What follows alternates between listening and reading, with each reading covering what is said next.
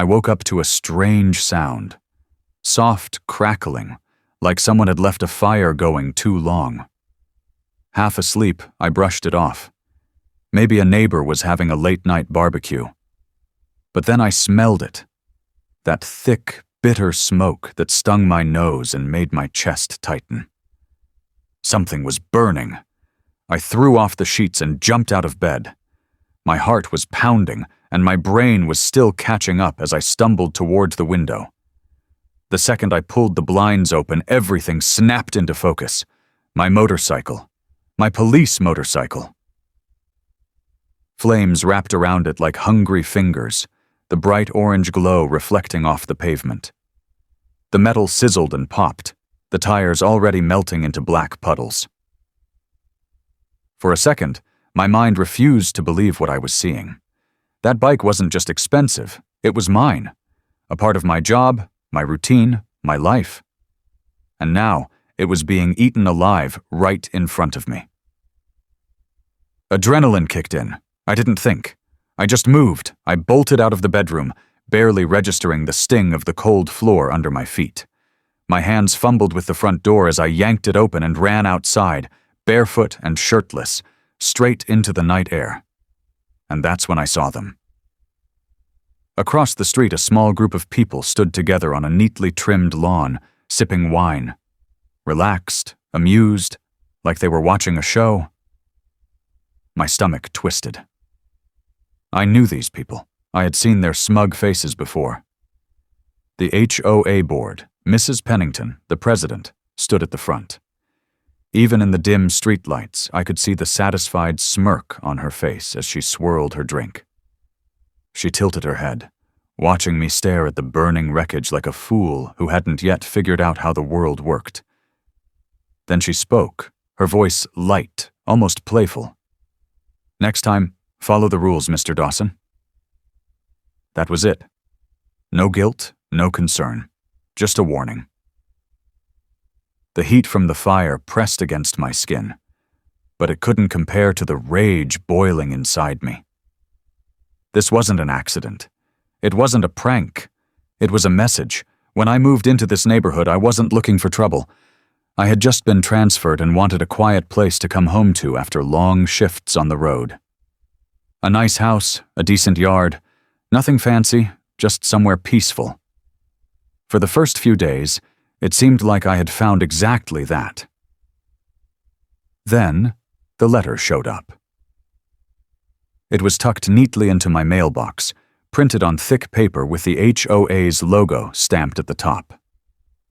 At first glance, it looked like a simple welcome letter, but the more I read, the more it became clear. It wasn't a greeting. It was a warning. The wording was polite, overly so.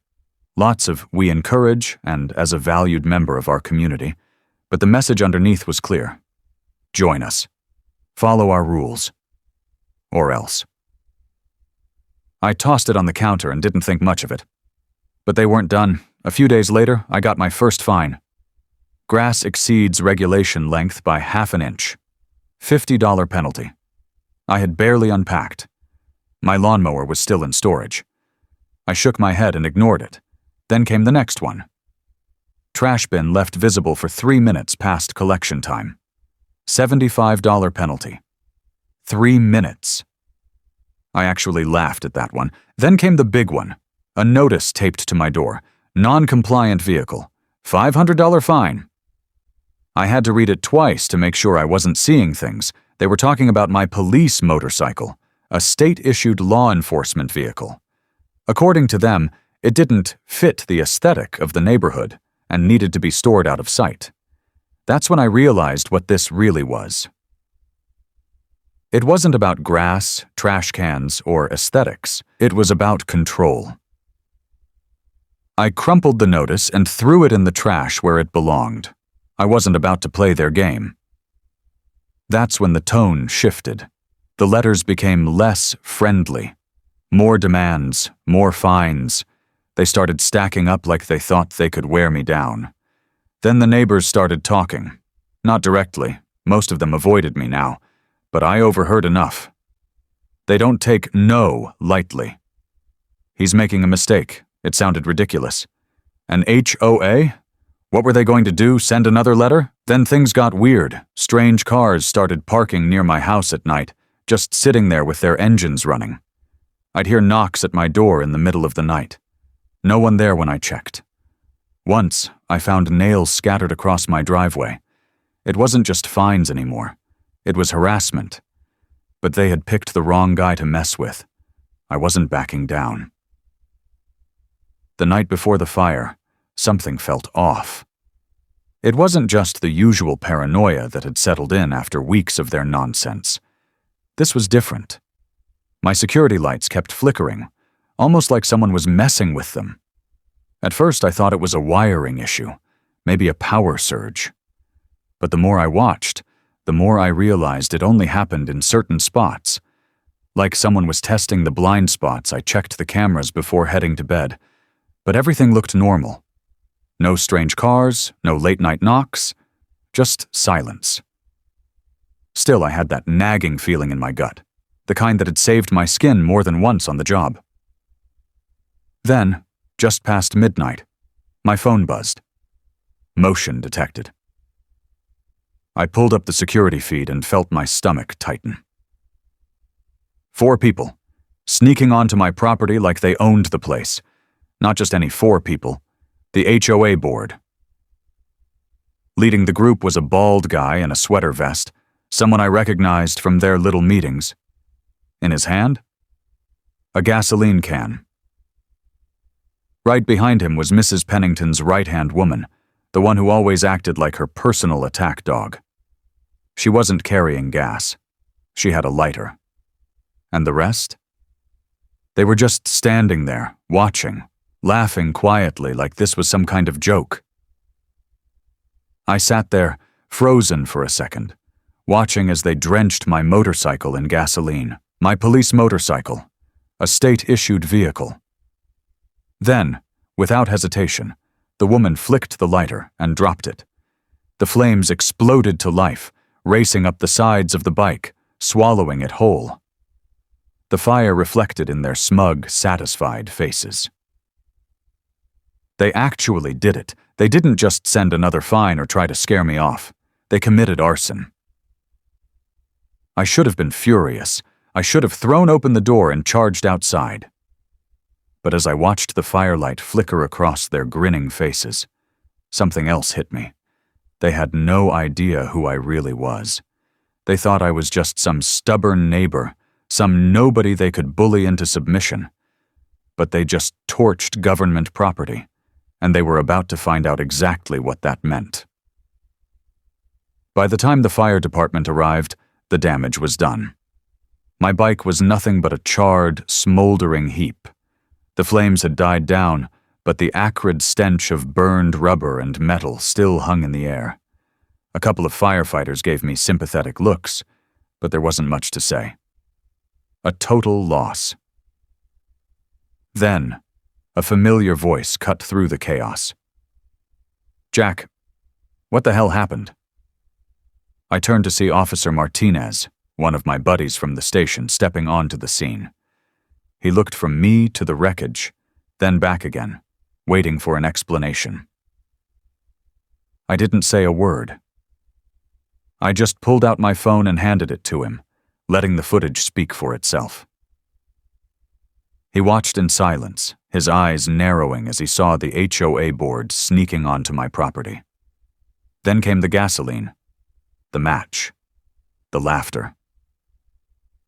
Halfway through, Martinez let out a bark of laughter so loud a couple of firefighters turned to look. He clapped a hand over his mouth, shaking his head as he tried to pull himself together. "You mean to tell me," he said, barely holding back more laughter, "that a bunch of soccer moms and retirees just committed felony arson on a state trooper's bike?" I nodded. He lost it. Martinez had to turn away for a second, hands on his knees, laughing like he'd just heard the best joke of his life. But when he straightened up, his face was serious. "They have no idea what kind of trouble they just brought on themselves." I smiled. Not yet. It was time to put a plan together. I made multiple copies of the footage. Cloud storage, USB drives, even an old external hard drive I dug out of a drawer. No way was I letting this evidence disappear. Then, I started laying out the takedown. Every charge they'd racked up: trespassing, destruction of property, arson, conspiracy. The fact that they'd targeted law enforcement property? That just made things worse for them. They wanted to play dirty? Fine. They had no idea who they were messing with. The HOA's weekly meeting was held at the community clubhouse, the same way it always was. Boring, predictable, full of self-important people pretending to be in charge of something bigger than a couple of sidewalks and a pool. But this time, the air was different. I walked in, calm, collected. Not in a rush, not angry, just controlled. The second they saw me, the entire board froze, eyes widened, faces drained of color. They knew Mrs. Pennington, ever the queen of fake smiles, recovered first. She folded her hands on the table, tilting her head like I was an unruly child. "Mr. Dawson," she said smoothly, "what brings you here this evening?" I didn't answer. Instead, I pulled out my phone, turned up the volume, and hit play. The room filled with the sound of hushed voices, the scratch of a match, the sudden roar of flames. Then, laughter. Their laughter. Gasps rippled through the room. Someone let out a choked cough. The guy in the sweater vest, the one who had been holding the gas can, made a noise somewhere between a gulp and a wheeze. His hands gripped the table like it was the only thing keeping him upright. No one spoke. No excuses. No fake outrage. Just fear. I let the silence stretch until the tension was thick enough to choke on. Then, I leaned forward, my voice steady, quiet. You know, arson is a felony, especially when it's state property. Mrs. Pennington's smug expression vanished. Before anyone could even think of a response, the doors swung open. Officer Martinez stepped in, his uniform crisp, his expression unreadable. And behind him? Backup. The reaction was instant. One of the older board members, some woman who always clutched her pearls like she was in a soap opera, actually fainted, just collapsed right there in her chair. Another guy, the one in the sweater vest, bolted for the side door like he thought he could escape. Bad idea. An officer was already stationed there. He barely made it 2 steps before getting stopped. And then there was Mrs. Pennington, her face twisted in outrage as she shot up from her seat. "This is harassment!" she shrieked, her voice echoing off the clubhouse walls. Martinez just grinned, pulling out a pair of cuffs. "Ma'am, you burned a cop's bike. We can absolutely do this." One by one, they were cuffed. One by one, they were led outside. Some of them whined. Some tried to argue. One guy kept mumbling about how this was all a misunderstanding. No one cared. Outside, the neighbors had gathered. Most of them stood frozen, eyes wide, watching. And then, slowly, the mood shifted. It started as a murmur, then a few quiet cheers. Someone even clapped. The mighty HOA, the people who had ruled this neighborhood like a private kingdom, were being taken away in the back of police cars, and no one was stopping it. The courtroom was packed, standing room only. It wasn't just neighbors. Half the town had shown up. People who had never set foot in a courtroom before suddenly had a deep interest in local justice. At the front, a massive screen flickered to life. Security footage played in crisp detail. The HOA board sneaking onto private property, the gasoline, the match, the fire. When it ended, the room was silent. The judge slowly rubbed his temples and let out a long, exhausted sigh. Then, in a flat voice, he asked, "You expect me to believe this was an accident?" Mrs. Pennington tried everything. First, she played the victim. "This is a witch hunt. I've done nothing wrong. When that failed, she claimed misunderstanding. "It was a symbolic protest. We didn't mean to actually burn it." Then, in one final, desperate move, she tried to blame the protagonist. If he had just followed the HOA rules, none of this would have happened. The judge wasn't having it. Verdict? Guilty. Every single one of them. Some of the board members got off easy. Probation, hefty fines, permanent bans from ever serving on an HOA again. But Mrs. Pennington? Jail time, along with the board members who were directly involved in lighting the fire. And just like that, the reign of terror was over. The HOA was officially disbanded. The neighborhood? Free. The neighborhood wasted no time deciding what to do with the old HOA office. At the next community meeting, the first one without the HOA breathing down everyone's necks, the vote was unanimous. Tear it down. Within weeks, the ugly little building that once housed endless fines and power-hungry nonsense was gone.